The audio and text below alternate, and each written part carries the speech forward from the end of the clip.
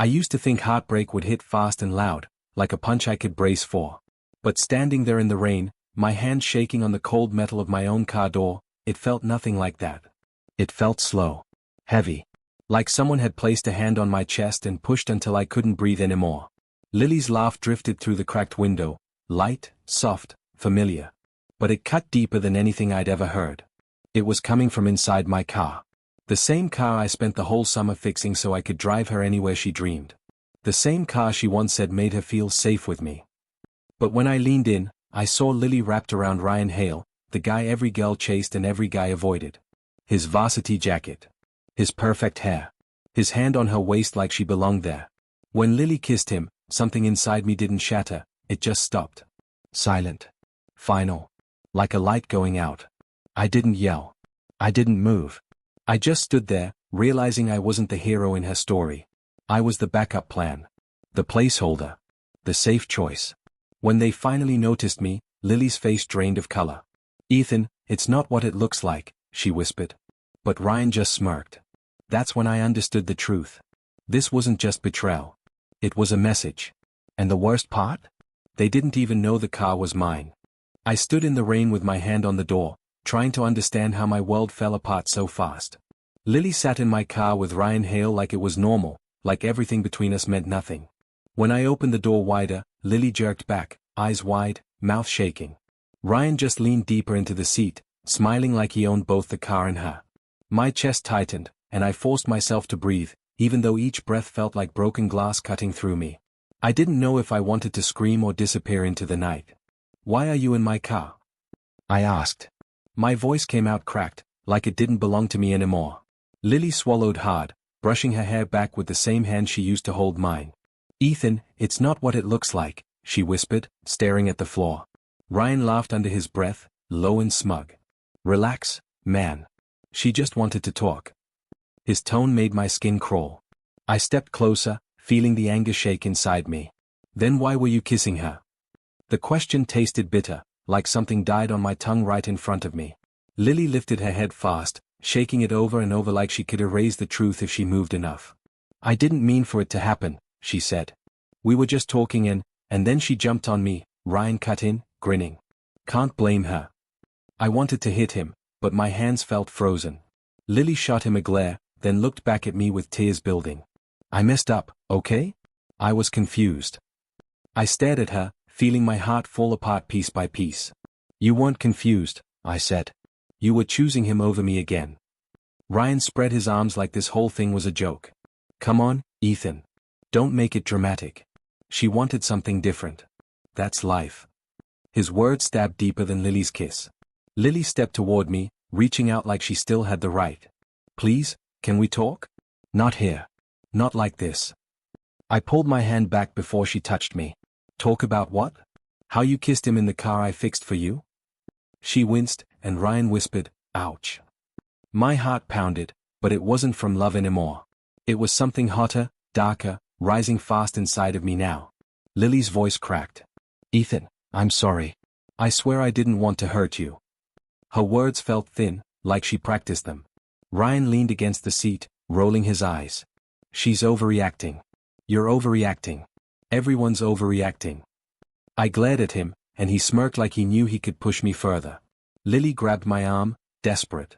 "Please don't walk away. We can fix this." I shook my head slowly. "We can't fix something you broke on purpose." She covered her mouth, stunned. Ryan laughed again. That laugh was the last piece that snapped something inside me right then and there. I stepped back, pulling my arm from Lily's grip. "We're done," I said quietly. The words felt heavy but true. Lily blinked fast, tears spilling down her cheeks. "Ethan, wait." "Done?" I repeated. Ryan shrugged like he couldn't care less. "Guess she's free now." Lily shoved him, but he only laughed harder. I turned away because if I stayed longer, I'd break completely. Rain hit my face again, mixing with the heat building in my chest. I walked to the driver's side, opened the door, and felt Lily's stare burning into my back as I climbed inside in silence alone. I sat behind the wheel, gripping it so hard my knuckles went white. The car that once felt warm now felt like a stranger. Lily had kissed Ryan here. In this seat. In this space that used to be ours. My stomach twisted. I turned the key without looking back. I heard Lily call my name once, soft and broken, but I didn't stop. I couldn't. My heart felt ripped, but something new pulsed under the pain: anger. Power. A warning to myself that I'd never let anyone make me feel this small again for as long as I lived now. As I drove away, the road blurred through the rain, but my mind felt clear for the first time. Lily didn't love me. She loved the version of me that followed her around, the version that never argued, never demanded more. She chose Ryan because he was shiny, loud, and selfish. But losing her showed me something I never saw before. I had spent years shrinking myself. Now the pieces she broke were falling into a new shape. A stronger one. A colder one. And I knew this was only the start of who I was about to become inside. When I walked into the house, I tried to keep my head down and pretend everything was normal. But Derek was leaning against the kitchen counter, arms crossed, staring at me like he already knew I was broken. I kept my voice low as I said, "Don't start. I'm fine." He raised an eyebrow like he didn't believe a single word. "You look like someone ripped your chest out," he said. I dropped my backpack and rubbed my eyes. "It's nothing. Just a bad day." Derek stepped closer, his tone sharp. "Cut the crap, Ethan. What did she do?" I swallowed hard, trying to keep my voice steady. "She kissed Ryan in my car." The moment the words came out, my throat burned. Derek let out a harsh breath. "Of course she did." I looked up fast. "What's that supposed to mean?" He didn't flinch. "It means she chose him because you never chose yourself." I felt the punch of that sentence more than Lily's betrayal. "That's not fair," I said. He shook his head. "It's the truth. You let her walk all over you." I felt my eyes sting. "I loved her." Derek leaned in. "But you never loved you." I turned away because hearing that hurt worse than everything else. "You think I don't know that?" I muttered. Derek sighed, softer now. "I'm not trying to crush you. I just want you to wake up."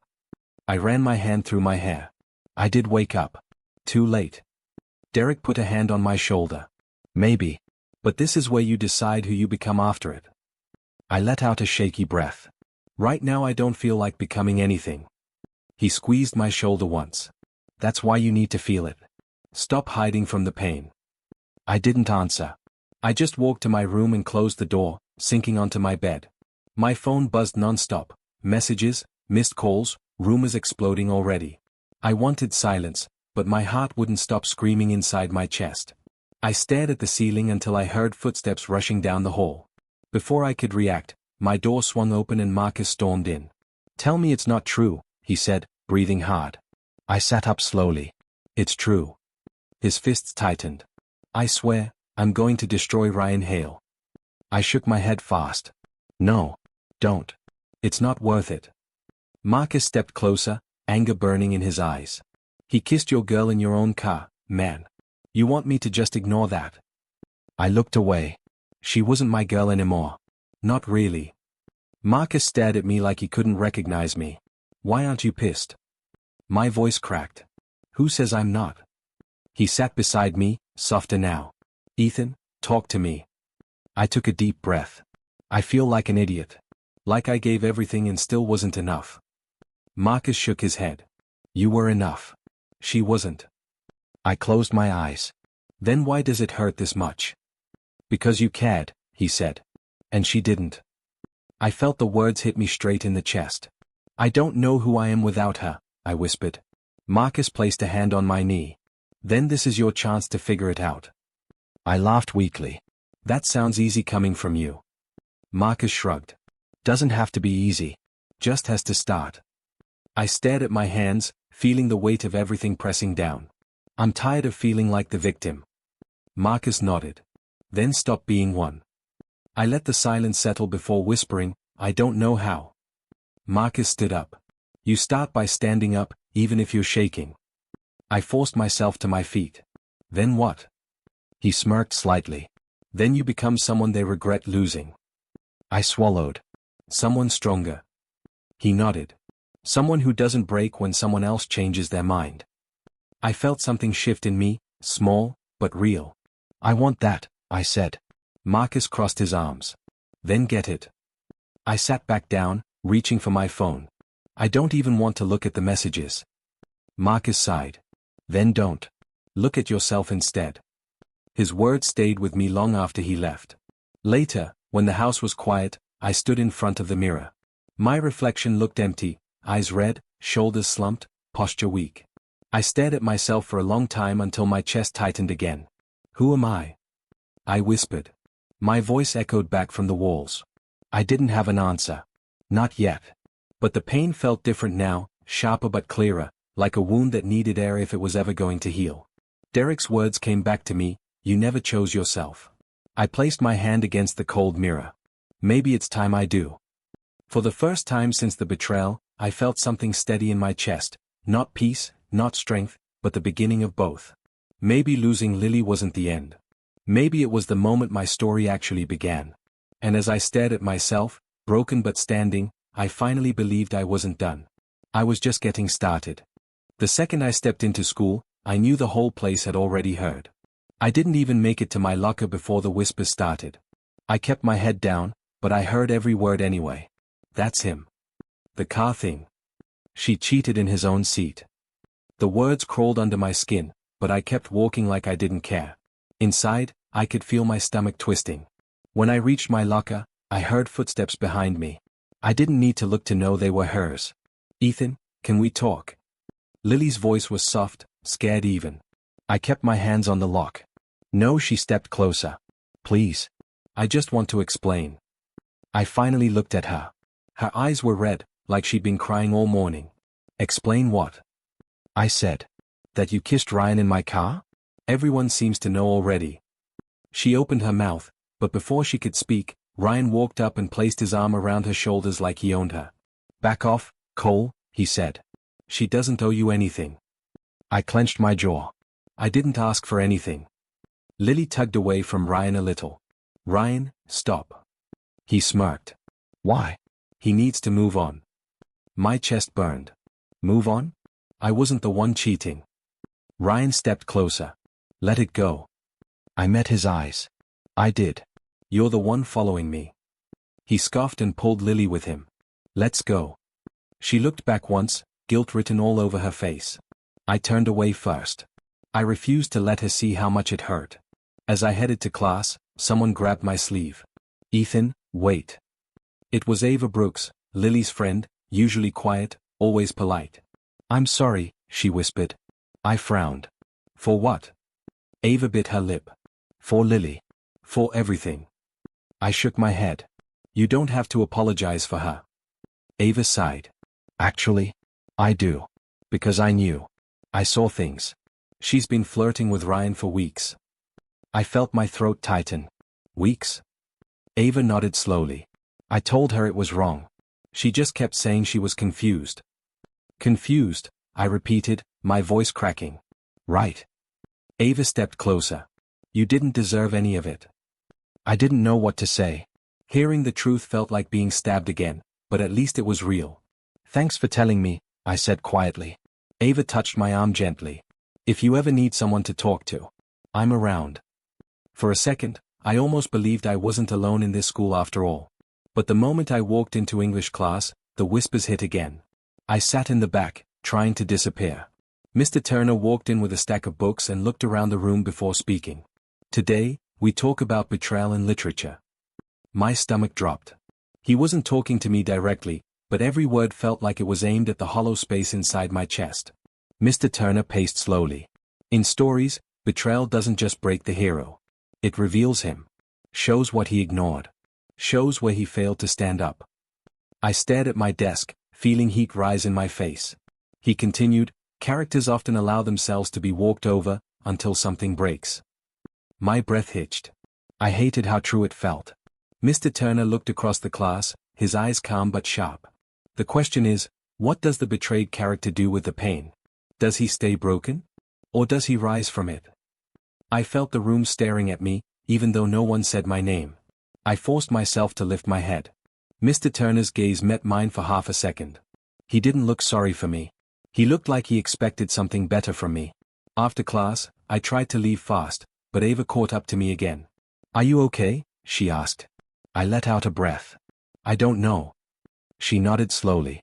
That lesson seemed familiar. I gave a humorless laugh. "Yeah, felt like someone wrote it about my life." Ava lowered her voice. Maybe he wanted you to hear it. I rubbed my forehead. I didn't ask to be a lesson. Ava stared at me gently. Maybe you needed one. I didn't know whether to be offended or thankful. Everyone's looking at me like I'm pathetic, I said. Ava shook her head hard. No. They're looking at Lily and Ryan like they're trash. People aren't stupid, Ethan. I blinked. No one had told me that yet. Doesn't feel that way, I muttered. Ava sighed. Pain lies. Crowds lie more. Don't let them decide what you are now. Before I could answer, I heard that familiar voice behind me. Ava, come on. Don't waste your time. Ryan again. I turned around slowly. I thought you had class, I said. Ryan stepped forward, arm around Lily. I go where I want. I crossed my arms. Congrats. Lily's eyes flicked to mine, full of guilt. Ethan, save it, I said. She flinched. Ryan smirked. Still in your feelings, Cole? I stepped closer, not backing down this time. Still talking like you don't know when to shut up. His smile faded for the first time. Ava grabbed my arm gently, whispering, Ethan, don't. But I held my ground. Ryan glared at me. Watch yourself. I shrugged. I'm tired of watching everyone else. For a split second, Ryan looked unsure. Lily tugged him back. Let's just go. They walked away, and I felt something shift inside me. Ava exhaled. I've never seen you talk back like that. I stared down the hallway where Ryan and Lily disappeared. Me neither. As I walked toward my next class, the whispers didn't sting the same. Mr. Turner's words echoed in my head. Betrayal reveals the hero. Maybe this was my reveal.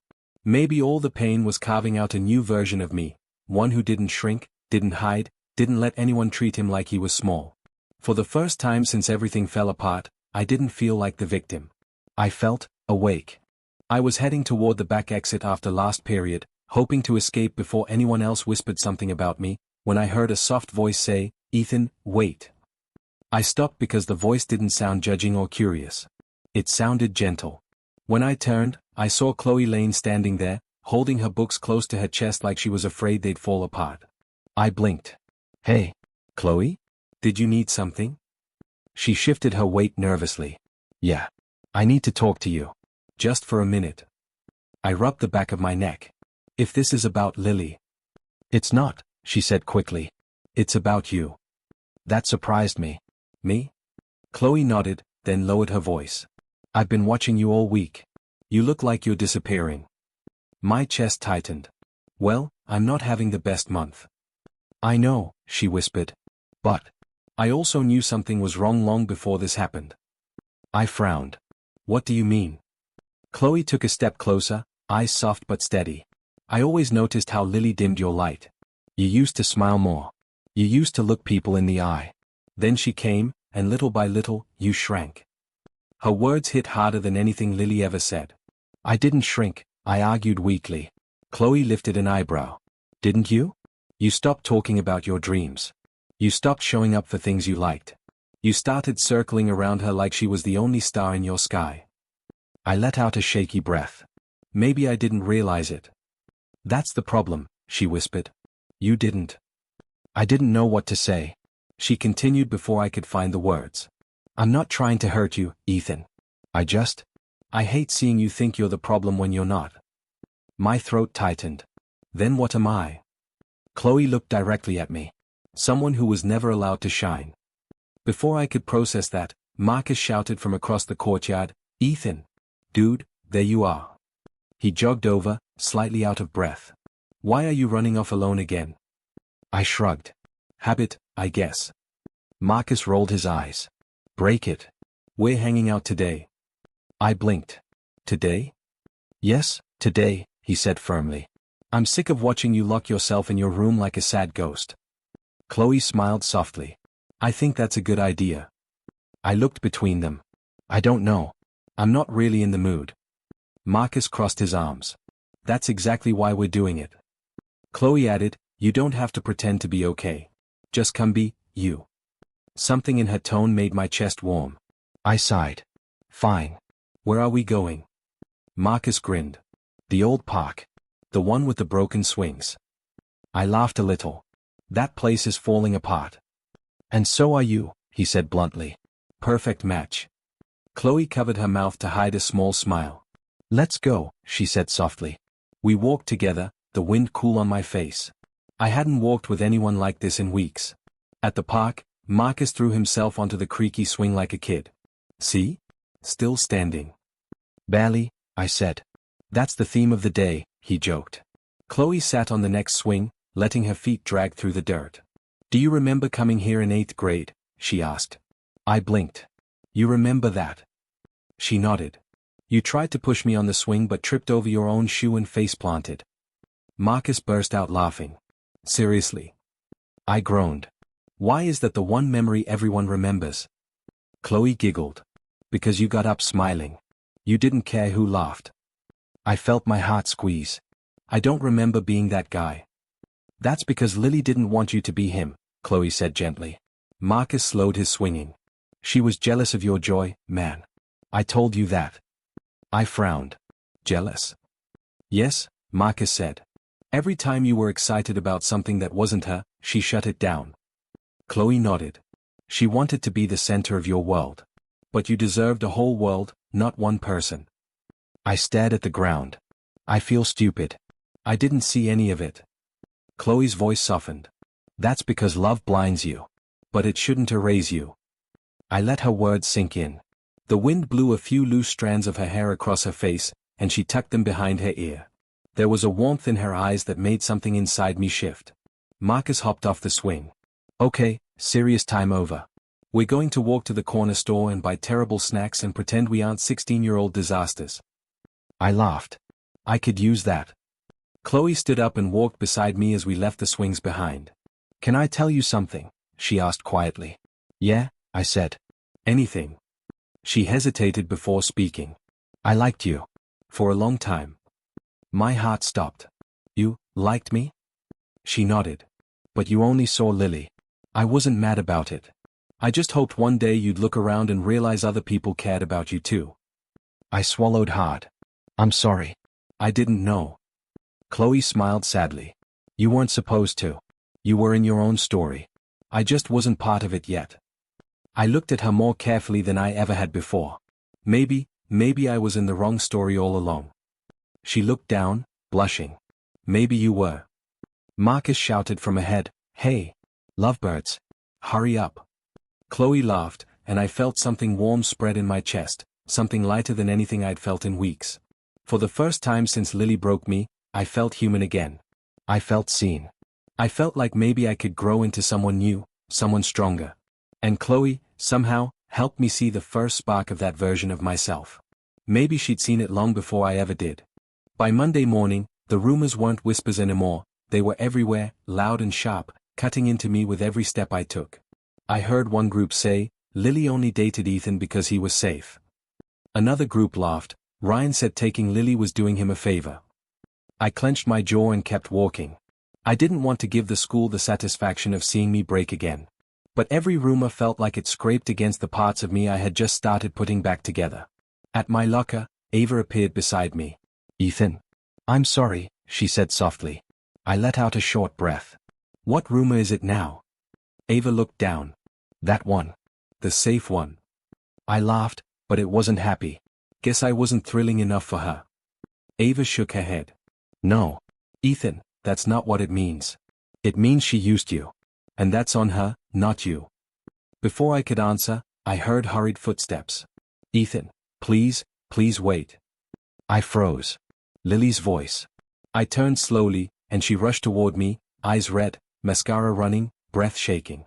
Lily, don't, I said. I'm not doing this again. She grabbed my arm anyway. Ethan, you don't understand. Ryan, he's been ignoring me. He won't talk to me. He just walks away. He said we were fun but he's done. I stared at her. So he used you. Congratulations, I guess. Lily broke down crying harder. I made a mistake. I swear I didn't mean to hurt you like this. I pulled my arm free. You didn't mean it? Lily, you kissed him in my car. That's not an accident. She shook her head over and over. I thought he liked me more. I thought you'd always be there for me no matter what. My stomach twisted. That's the problem. You thought I'd never leave. She reached for my hand. Ethan, please. I just want to talk. I stepped back. About what? You want your safety net back now? Lily gasped softly, like the truth hit her. I never meant for you to feel like that. I swallowed hard. Well, I did. And I won't be your backup plan. Her tears fell fast, but I walked past her. My heart hurt, but my feet didn't stop. Not this time. As I left the hallway, Ava hurried after me.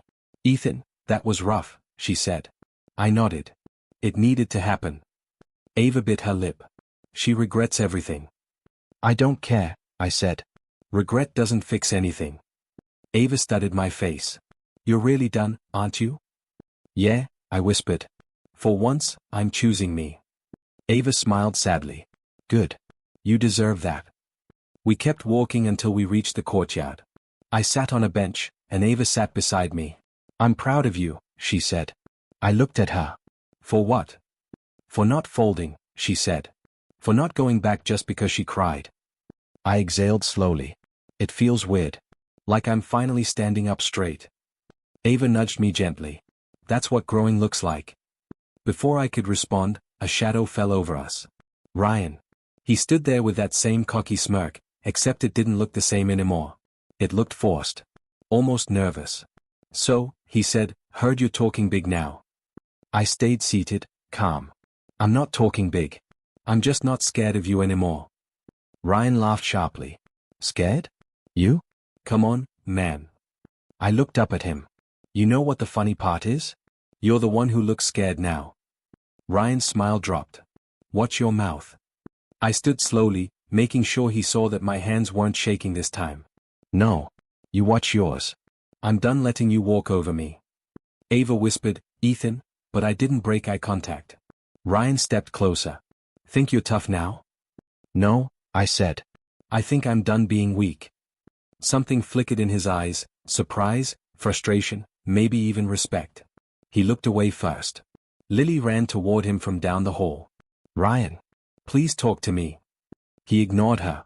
I felt Ava's hand on my arm. Ethan, did you see his face? I nodded once. Yeah. For the first time, he didn't know what to do. Ava smiled. That's because you're not the kid he thought you were. I let out a breath I didn't know I'd been holding. I feel different. Ava squeezed my arm.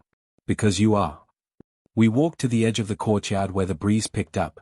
My chest felt lighter, like something heavy had finally fallen off my shoulders. For weeks, I'd been drowning in shame, heartbreak, anger. But now something else was rising inside me, firm, steady, sharp. Ava looked at me with soft eyes. So, what now? I stared at the sky. Now I stopped letting people decide my worth. Ava smiled. Good start. I shoved my hands into my pockets. Feels like I'm stepping into my own skin again. You are, she said. And it looks good on you. I laughed a little. Thanks. Ava nodded. Anytime. We stood there for a moment, the wind brushing past us. And for the first time since everything fell apart, I felt powerful.